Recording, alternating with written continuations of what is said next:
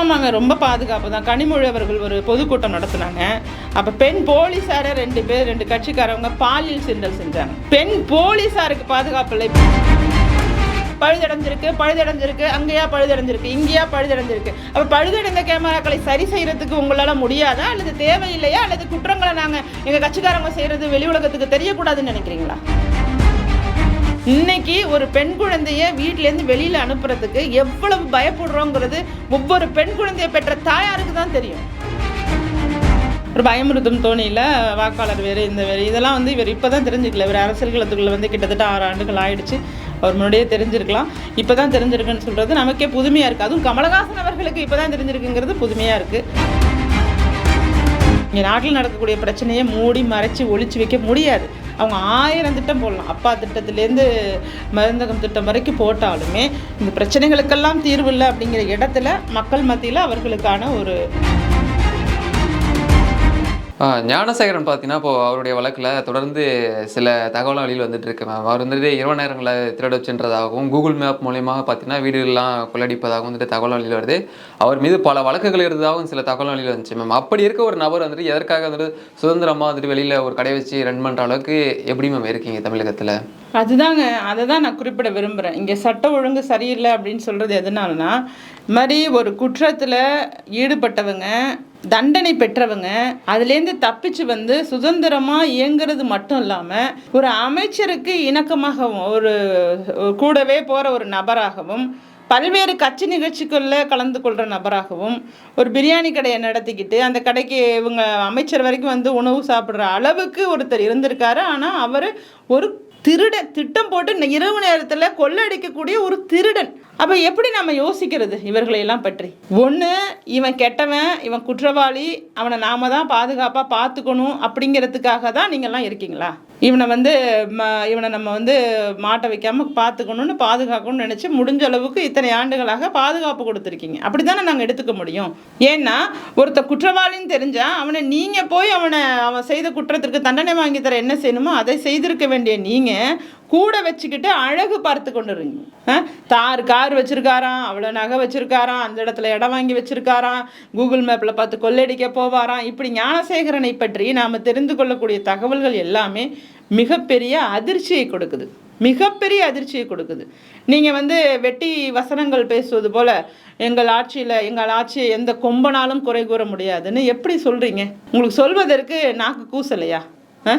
எந்த கொம்பனாலும் குறை சொல்ல முடியாத ஆட்சியில் தான் இவ்வளோ குற்றங்கள் செய்தவனை ஒரு அமைச்சர் கூடவே வச்சுக்கிட்டு சுற்றி இருப்பாங்களா? நான் கேட்குறேன். ஒரு குற்றவாளி ஒரு மிகப்பெரிய ஒரு பாலியல் கொடுமையை செஞ்சு அந்த பொண்ணு போயிட்டு புகார் கொடுத்ததுனால தான் அவன் குற்றவாளிங்கிறது தெரிய வந்திருக்கு. ஒருவேளை அந்த மாணவி இதை புகாராக கொடுக்கல அப்படின்னா இன்னும் எத்தனை பேரோட வாழ்க்கையை அந்த அரக்கன் அடிச்சிருப்பான், எத்தனை குடும்பங்களை சிதைச்சிருப்பான். ஏன்னா எல்லா குற்றங்களும், கற்பழிப்பு மட்டும் இல்லாமல் கொள்ளடிக்கிறதுலேருந்து அனைத்து குற்றங்களும் செய்யக்கூடிய ஒரு குற்றவாளி எவ்வளவு பேரோட வாழ்க்கையை பாதிக்க வச்சிருப்பான். இதே மாதிரி தான் ஜாஃபர் சாதிக்கும்.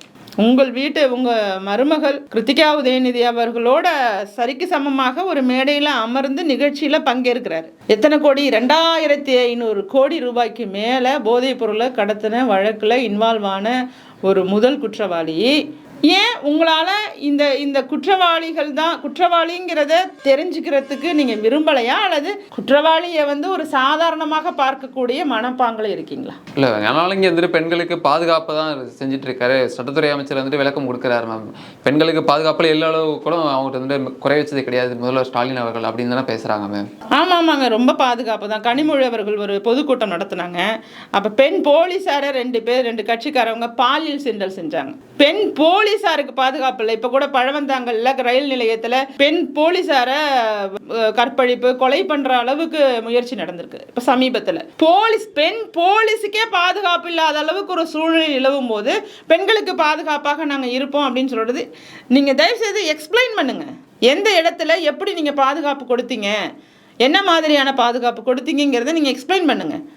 இங்கே முன்னாடி இருந்த வந்து பிங்க் கலரில் பெண்களுக்கான ஒரு பாதுகாப்பு வாகனம்லாம் இருந்துச்சுங்க அதிமுக காலகட்டத்தில், ஆட்சி காலகட்டத்தில்.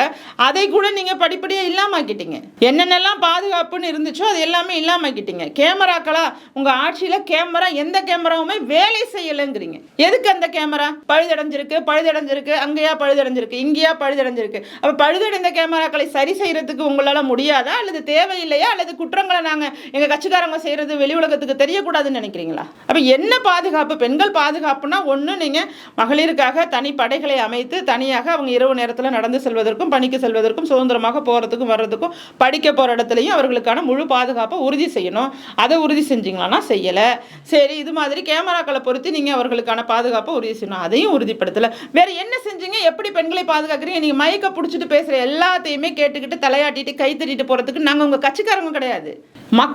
மக்களுடைய பிரச்சனைகளை அனுதினம் எண்ணி கண் கலங்குகிற வகையில் நாங்கள்லாம் அவர்களோட தோளோடு தோள் சேர்த்து நிற்பவர்கள்.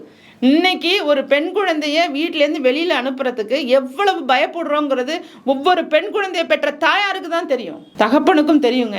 ஏன்னா அவங்க வெளியில் வேலைக்கு போனால் கூட அவர்கள் முழு எண்ணமும் பாப்பா காலேஜ் போயிட்டு பத்திரமா வந்திருக்குமா, டியூஷன் போயிட்டு பத்திரமா வந்திருக்குமா, பள்ளிக்கூடம் போயிட்டு பத்திரமா வந்திருக்குமா, வேறு யாராவது ஏதாவது பண்ணியிருப்பாங்களா, இந்த எண்ண ஓட்டமே சமீப காலமாக இந்த 2 ஆண்டுகளாக தொடர்ச்சியான சம்பவங்களை பார்க்கும்போது எந்த இடத்துலையுமே பாதுகாப்பு இல்லை. பள்ளிக்கூடத்துலையும் பாதுகாப்பு இல்லை, கல்லூரிலையும் பாதுகாப்பு இல்லை, வேலைக்கு போகிற இடத்துலையும் பாதுகாப்பு இல்லைங்கிற ஒரு இக்கட்டான சூழ்நிலையை பெண்களுக்கு உருவாக்கி இருக்கீங்க. நீங்கள் பெண்கள் பாதுகாப்பை உறுதி செய்கிறீங்கன்னா நான் தயாராக இருக்கேன்.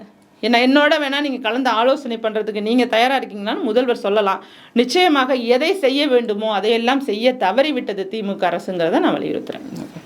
20 வருஷத்துக்கு முன்னதாகவே நான் வந்துட்டு கட்சியில் தொடங்கியிருந்து நான் அரசியலுக்குள்ளே வந்திருந்தேன் அப்படின்னா நான் வெற்றி பெற்றிருப்பேன் அப்படின்னு சொல்லி கமலஹாசன் அவர் பேசுகிறாங்க. ஏன்னா இப்போ தான் நான் புரிஞ்சுக்கிட்ட வாக்காளர்கள் வேறு ரசிகர்கள் வேறு அப்படின்றத.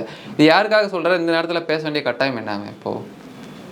அவருக்கு இதை முன்னாடியே சொல்லியிருந்தா நாம் சாதாரணமாக எடுத்துருப்போம். இப்போ வந்து விஜய் அவர்களுக்கு ஒரு ஒரு மிரட்டும் தோணியாக கூட இருக்கலாம். அது வித்தியாசமான தோணி தானே. மிரட்டுறதுன்னா பயமுறுத்தும் தோணி. ஒரு பயமுறுத்தும் தோணியில் வாக்காளர் வேறு இந்த வேறு இதெல்லாம் வந்து இவர் இப்போ தான் தெரிஞ்சுக்கல. இவர் அரசியல் களத்துக்குள்ளே வந்து கிட்டத்தட்ட 6 ஆண்டுகள் ஆயிடுச்சு. அவர் முன்னாடியே தெரிஞ்சிருக்கலாம். இப்போ தான் தெரிஞ்சிருக்குன்னு சொல்கிறது நமக்கே புதுமையாக இருக்குது. அதுவும் கமலஹாசன் அவர்களுக்கு இப்போ தான் தெரிஞ்சிருக்குங்கிறது புதுமையாக இருக்குது. அவர் 20 ஆண்டுகளுக்கு முன்பு அரசியலுக்கு வந்திருந்தாலும், எப்போ அரசியலுக்கு வந்திருந்தாலும், அரசியல் அப்படிங்கிறது முழுமையாக உங்களுடைய திரைத்துறையை தாண்டி வித்தியாசமானது அப்படிங்கிறது எங்களை போன்றவரோட கருத்து. இல்லை, பார்லிமெண்ட்டில் நம்மளோட குரலை வந்துட்டு ஒலிக்க இருக்கிறது, அடுத்த வருடம் சட்டமன்றத்தில் நம்மளோட குரலை ஒலிக்க இருக்கிறது அப்படின்னு சொல்கிறாரு. திமுகவுடன் கூட்டணியில் இருக்கார் அப்படின்றதுக்காக வெற்றி பெறுவோம் அப்படின்ற நம்பிக்கையில் பேசுகிறாருங்களா மேம்? இல்லை, பார்லிமெண்ட்டில் குரல் ஒலிக்க போகிறது அப்படிங்கிறது வந்து மக்களால் தேர்ந்தெடுக்கப்பட்டு போய் ஒலிக்கலை. அதனால் அதை வந்து நாம் அவர்கள் கட்சியில் இன்றைக்கும் இருந்து அவங்களோட இருக்கிறவங்களுக்கு ஒரு ஆறுதலுக்காக வேணால் அந்த பொறுப்பு வேணால் பயன்படலாமே தவிர, மக்களால் தேர்ந்தெடுக்கப்பட்டு அவங்க இன்னும் ஒரு சட்டமன்ற உறுப்பினராகவோ பாராளுமன்ற உறுப்பினராகவோ ஆகலை. திமுகவோடு இருக்கோம் அப்படிங்கிறதுனால இன்னும் நம்ம எதிர்காலத்தில் நம்ம வந்து வெற்றி பெறுவோம் அப்படிங்கிற ஒரு நம்பிக்கையை கூட உள்ளவங்களுக்கு விதைக்கிறார். ஏன்னா அவரே ஆன் அண்ட் ஆஃப் தான் கட்சி வேலைகள் பார்க்குறாரு. கட்சி அப்படிங்கிறத வந்து ஒரு பகுதி நேர வேலையாகத்தான் அவர் தொடர்ச்சியாகவே பார்த்துட்ருக்கார். அப்படி இருக்கும்போது எப்பப்போ வாய்ப்பு கிடைக்குதோ அப்போ எல்லாம் கூட உள்ளவங்களை உத்வேகப்படுத்தணும் அப்படிங்கிறதுக்காக பேசக்கூடிய அரசியல் பேச்சுகள் தான் பார்க்குறேன் நான். அதை நாம் தமிழர் கட்சியில் இருக்கவங்க இருக்கலாம், விலகி செல்வர்கள் செல்லலாம் அப்படின்னு சொல்லி பேசுகிற தொடர்ச்சியாக பார்த்தீங்கன்னா இன்றைக்கி காளியம்மாள் வந்துட்டு விலகி இருக்காங்க மேம். மாற்று கட்சிக்கு செல்ல இருக்கிறனால அவங்களோட அரசியல் பணி என்னன்றது தெரியல, ஆனால் விலகி இருக்காங்க. இது வந்துட்டு நாம் தமிழர் கட்சிக்கு இலையுதிர் காலம் கிடையாது, களையெடுக்கும் காலம் அப்படின்லாம் சொல்கிறாரு. ஒரு கட்சியை கட்டமைச்சு மேம்படுத்தணும் அப்படின்ற நோக்கத்தில் வந்துட்டு சீமான் செயல்படுத்தலையா மேம்? இல்லை, அதாவது அவருடைய செயல்பாடுகள் அப்படிங்கிறதுங்க வெளியிலேருந்து பார்க்க ஒரு பார்வையாக இருக்கும். கட்சிக்குள்ளே அவரோட சேர்ந்து பணியாற்றுபவர்களுக்கு வேறு விதமாக இருக்கும். இப்போ கூடவே இருக்கிறவங்கெல்லாம் கட்சியை விட்டு விலகுறாங்கன்னா அதற்கான காரணங்கள் அப்படிங்கிறத நாம் அதை சொல்ல முடியாது. ஏன்னா ஒவ்வொருத்தருக்கும் ஒவ்வொரு காரணம் இருக்கும். அந்த காரணத்தை நான் சொல்ல விரும்பலை. எல்லோருக்கும் சுதந்திரம் இருக்குதுன்னு அவர் சொன்னதை நானும் ஏற்றுக்கிறேன். எல்லோருக்கும் சுதந்திரம் இருக்குது, யார் வேண்டுமானாலும் கட்சியில் இருக்கலாம் போகலாங்கிறது தனி மனித சுதந்திரம். அதன் அடிப்படையில் அவங்கவுங்க முடிவு அப்படிங்கிறத அவங்கவுங்க எடுத்துக்கிறாங்க. இன்னும் சொல்லப்போனால் திரு சீமான் அவர்கள் அவருடைய அடுத்த கட்ட நடவடிக்கை என்ன செய்வாருங்கிறத நானுமே பொறுத்திருந்து பார்க்க ஆர்வமாக தான் இருக்கேன். இல்லை, ஒருத்தர் விலகலாம் இருக்கலாம் அப்படின்றத தாண்டி பார்த்தீங்கன்னா தினந்தோறும் ஒரு மாவட்ட பொறுப்பாளர், முக்கியமான தலைவர்கள், ஒருங்கிணைப்பாளர் வரைக்கும் பார்த்தீங்கன்னா துணை ஒருங்கிணைப்பாளர் வரைக்கும் வெளியேற்றி வந்துட்டு இருக்காரு.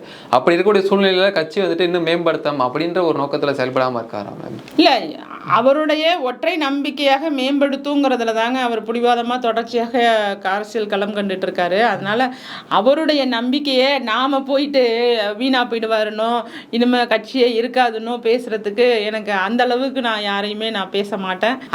அவர் அடுத்து என்ன செய்ய போறாரு, ஒட்டு மொத்தமாக கிட்டத்தட்ட முக்கிய பொறுப்பில் இருக்கக்கூடிய நிர்வாகிகள் அனைவருமே விலகிட்டாங்க அப்படின்னு சொன்னா அது கலை உதிர்காலமோ அது கஷ்ட காலமோ அது வேற விஷயம். ஆனால் அதற்கு அவர் என்ன அடுத்து செய்ய போகிறார் அப்படிங்கிறத நாமளுமே எதிர்நோக்குறோம். ஏன்னா அவர் எடுத்த கொள்கை, அவர் போயிட்டு இருக்க கொள்கை, அதற்கு அவங்க கரெக்டாக இருக்காங்களா, இதெல்லாமே அந்த உள்ளுக்குள்ளே இருக்கக்கூடிய பல பிரச்சனைகள். ஏன்னா புதிதாகவும் உருவாவாங்க. இப்போ ஒரு கட்சி அப்படிங்கிற இடத்துலங்க ஒரே மாதிரி தான் இருக்கணும், அவர்களை வைத்தே தான் முழுமையாக கட்சியை நடத்தணுங்கிற அவசியம் எந்த கட்சிக்குமே இருக்காது. இப்போ ஒரு செட் ஆஃப் பீப்புள் போனாலும் இன்னொரு செட் ஆஃப் பீப்புள் வருவாங்க. அதுதான் ஒரு கட்சியோட, அதில் தலைமை தாங்கிறவங்க மட்டும்தான் ஒரு உறுதியோட ஒரு மனப்பான்மையோடு இருக்கணுமே தவிர, இங்கே பறந்து விருந்து 8 கோடி மக்கள் இருக்காங்க அப்படிங்கும் போது இது இவங்கெல்லாம் போயிட்டா ஒரு இடம் இருக்காதுன்னு சொல்ல முடியாது. இது வளருமா வளராதா அப்படிங்கிறதெல்லாம் அவருடைய அடுத்தடுத்த என்னென்ன பண்ண போகிறாருங்கிறத பொறுத்து தான் இருக்குது. இது வரைக்கும் போனவங்களுக்கு சொந்த காரணங்கள் நிறைய இருக்கலாம். காளியம்மாள் அவர்களாக இருந்தாலும் ஒரு பெண்ணாக இருந்து அரசியல் களம் கண்டு நிறைய காளியம்மாள் அவர்களை முன்னிலைப்படுத்தியதற்கு நம்ம சீமான் அவர்களுக்கு நிச்சயமாகவே நான் பாராட்டுறேன். ஏன்னா இன்னைக்கு எல்லா கட்சிகள்லையுமே திறமையான பெண்கள், தகுதியான பெண்கள்லாம் இருக்காங்க. இருந்த போதிலும் அடையாளப்படுத்தப்படாமல் இருக்காங்க. அந்த அடையாளப்படுத்தப்பட்ட ஒரு நபராக காளியம்மாள் இருந்திருக்காங்க அப்படிங்கும்போது அதற்கு நம்ம சீமானவரை மனதார பாராட்டலாம். அதில் ஏன்னா நான் ஒரு பக்கமாக பேசக்கூடிய ஆள், எது மனசில் படுதோ அதை தான் நான் சொல்லுவேன். அதன் அடிப்படையில் அடையாளப்படுத்தி இருக்காரு. அடையாளப்படுத்தினா தானே அவங்களோட திறமை தெரியும். ஒருத்தரோட திறமை எப்போது தெரியும்னா அவங்களுக்கு வாய்ப்பு கொடுத்தா தான் தெரியும். அந்த வாய்ப்பை கொடுக்கக்கூடிய இடமாக அவர் இருந்திருக்காரு. அப்படிங்கும்போது அவர்களும் மிகப்பெரிய எதிர்ப்பை தெரிவிக்காமல் கட்சி விட்டு விலகி இருக்காங்க. அதையுமே நான் பாராட்டுறேன். அதன் அடிப்படையில் இப்போ அரசியல் நாகரிகமான அரசியலை நோக்கி எல்லாருமே நகர்ந்துக்கிட்டு இருக்கக்கூடிய ஒரு நிலைப்பாடு. அந்த நிலையில் 2 பேருமே அவர்களுடைய அடுத்த கட்ட அரசியல் கட்டத்தை நோக்கி பயணிப்பாங்க. விஜய் கட்சி தொடங்கி ஓராண்டு நிறைவடையக்கூடிய நிலையில் இன்றைக்கி பொதுக்கூட்டம்லாம் நடக்க இருக்கிறது மேம். இதற்காக பார்த்தீங்கன்னா அதாவது தேர்தல் ஆலோசகராக ஒரு பக்கம் ஆரோக்கியசாமி இருந்தாலும் பார்த்தீங்கன்னா இப்போ ஆதவ அர்ஜுனா, புதுசாக பிரசாந்த் கிஷோர் போன்றவங்களாம் இருக்காங்க. இன்னமும் வேகம் எடுக்கலையா மேம் தாவேக்கால்? எப்படி பார்க்குறீங்க மேம் நீங்கள்? இல்லை, வேகம் எடுக்கணும் அப்படிங்கிறது ஒன்று இருக்குது. அவங்க என்ன திட்டம் போட்டிருக்காங்கன்னு அதுவும் நமக்கு தெரியாதுங்க. ஒரு கட்சியாக அவர்களுக்குன்னு ஒரு சில திட்டங்கள் இருக்கும். அந்த திட்டங்கள் ஐடியா கொடுக்குறவங்கள மட்டுமே வச்சுக்கிட்டு நாம் ஒரு கட்சி வளருதா வளரலையான்லாம் நம்ம பார்க்க முடியாது. மக்கள் மத்தியில் என்ன விதமான நிலைப்பாடை எடுத்து எதை நோக்கி அவங்க ஒரு அழுத்தமாக எதை எடுத்துகிட்டு போகிறாங்களோ அதை நோக்கி அவர்களுடைய வளர்ச்சி இருக்கும். நீங்கள் எத்தனை திட்டம் போட்டாலும், இப்போ திமுகவுக்கு தான் பல திட்டம் போடுறாங்களே, எத்தனை திட்டம் போட்டாலும் இங்கே நாட்டில் நடக்கக்கூடிய பிரச்சனையை மூடி மறைச்சி ஒழிச்சு வைக்க முடியாது. அவங்க 1000 திட்டம் போடலாம். அப்பா திட்டத்துலேருந்து மருந்தகம் திட்டம் வரைக்கும் போட்டாலுமே இந்த பிரச்சனைகளுக்கெல்லாம் தீர்வு இல்லை அப்படிங்கிற இடத்துல மக்கள் மத்தியில் அவர்களுக்கான ஒரு நல்ல பேரை அவங்களால வாங்க முடியல. முயற்சி பண்ணுறாங்க, அவ்வளோதான். இது மாதிரி ஒவ்வொரு கட்சியாக இருந்தாலும், இந்த கட்சியாக இருந்தாலும் எத்தனையோ பேர் எவ்வளவோ ஐடியாக்கள் கொடுக்கலாம். அந்த ஐடியாக்கள் எல்லாம் ஒரு விளம்பரத்தை தான் உருவாக்குமே தவிர வாக்கு வங்கியை உருவாக்குமானா நிச்சயமாக உருவாக்காது. வாக்கு வங்கியை உருவாக்கணும் அப்படின்னா அது ஒரு தனித்துவமான ஒரு மக்களுக்கான ஒரு நிலைப்பாடு தான் தனித்துவமான இருக்கணும். அதை அவர்கள் என்ன செய்ய போகிறாங்கன்னு நானும் பொறுத்திருக்கேன், பார்ப்போம். அதிமுகவில் உட்கட்சி பிரச்சனைன்றது நாளுக்கு நாள் அதிகரித்து வந்துட்டு இருக்கா மேம். இன்னைக்கு ஜெயலலிதா பிறந்தநாள் விழாக்களுக்கும் பார்த்தீங்கன்னா 2 முன்னாள் அமைச்சர்கள், அதில் குறிப்பாக செங்கோட்டையன் அவர்களும் தங்கமணி அவர்களும் கொங்கு மண்டலத்தை சேர்ந்தவர்கள் இருவருமே கலந்து கொள்ளாது பார்த்தீங்கன்னா பேசு பொருளாக மாறியிருக்கே. உங்களோட கருத்து என்ன மேம்? ஆக்சுவலாக அவர்கள் சொல்லக்கூடிய பதில், செங்கோட்டையன் அவர்கள் சொல்லக்கூடிய பதில் எங்களுடைய மாவட்டத்தில் நிறைய நிகழ்ச்சிகள் நடத்த வேண்டியது இருந்துச்சு, அதனால் நான் வர முடியல அப்படிங்கிற ஒரு அவர் தரப்பு காரணத்தை சொல்லியிருக்காரு. திரு தங்கமணி அவர்களும் அது போன்ற காரணத்தை தான் முன்வைக்கிறாரு. அப்படி இருக்கும்போது இதில் கட்சி பனிப்போர், பிளவு இதெல்லாம் மீடியாக்கள் கொடுக்கக்கூடிய ஒரு தலைப்பாக தான் நான் பார்க்குறேன். எது நடந்தாலும் அதை எப்படி பூதாகரமாக மாற்றுறது, அதன் மூலமாக மக்களை எங்கேஜாக வச்சுக்குவோம் அப்படிங்கிற மாதிரியான ஒரு மனநிலை அப்படிங்கிறது இன்றைக்கி நிலவுது. ஏன்னா எதிர்க்கணும் அப்படின்னு சொன்னால் அவங்க நேரடியாக எதிர்க்கிற அளவுக்கு அரசியலில் அனுபவமும் அந்த அளவுக்கான காலகட்டம், அவங்க அரசியலில் பயணம் செய்த காலகட்டமும் அதிகம். சீனியர் பொலிட்டீஷியன் தான்.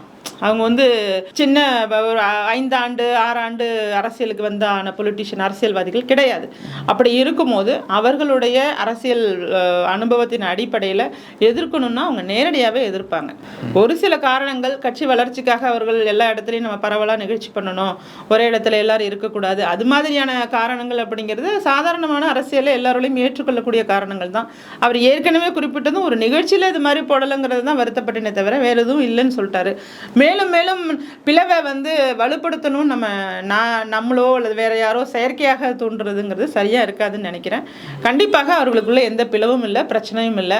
அப்படி இருந்தால் நிச்சயமாக செங்கோட்டையன் அவர்கள் வெளிப்படையாக பேசக்கூடியவர் தான். அவர் எல்லாருக்குமே சீனியரான ஒரு நல்ல ஒரு சீனியர் பொலிட்டீஷியனுங்கிறதுனால நான் சொல்கிறேன். அதனால் இதை வச்சுக்கிட்டு, ஏன்னா இது என்ன பண்ணுதுன்னா அவர்களையும் ஒரு இயலாதவர்கள் மாதிரி நீங்கள் சித்தரிப்பது போல ஆக்கிடும். ஏதோ அவங்க என்னமோ தயங்குற மாதிரி. அவங்க எதற்குமே தயங்கவே இல்லை. நீங்கள் போய் கேள்வி கேட்டால் பதில் சொல்கிறதுக்கு தயாராக இருக்காங்க. பதில் கொடுத்தா அந்த பதில் பத்தலை, இன்னும் புதுசாக ஏதாவது பதில் கொடுங்கன்னு சொல்லி பத்திரிகையாளர்கள் கேட்குறாங்க. அதற்கு எப்படி பதில் சொல்ல முடியும்? இவ வந்து இபிஎஸ் அவர்கள் சொன்ன அறிக்கைக்கு, அந்த அறிக்கைக்கு விளக்கம் யார் அறிக்கை கொடுத்தார்களோ அவர்கள் தான் சொல்ல முடியும். அதை வந்து திரு செங்கோட்டையன் அவர்கள் விளக்கம் சொல்லுங்க அப்படின்னு கேட்குறதும் அதுவும் சரியான முறையாக எனக்கு தெரியல. ஏன்னா பத்திரிகையாளர்கள் வந்து இன்றைக்கு வேறு விதமாக பிரச்சனைகளை திசை திருப்ப முயற்சிக்காமல் அசிட்டிஸ் என்ன இருக்கோ அதை நீங்கள் செய்தியாக்குனீங்கன்னா நல்லா இருக்கும்னு நினைக்கிறேன் நான்.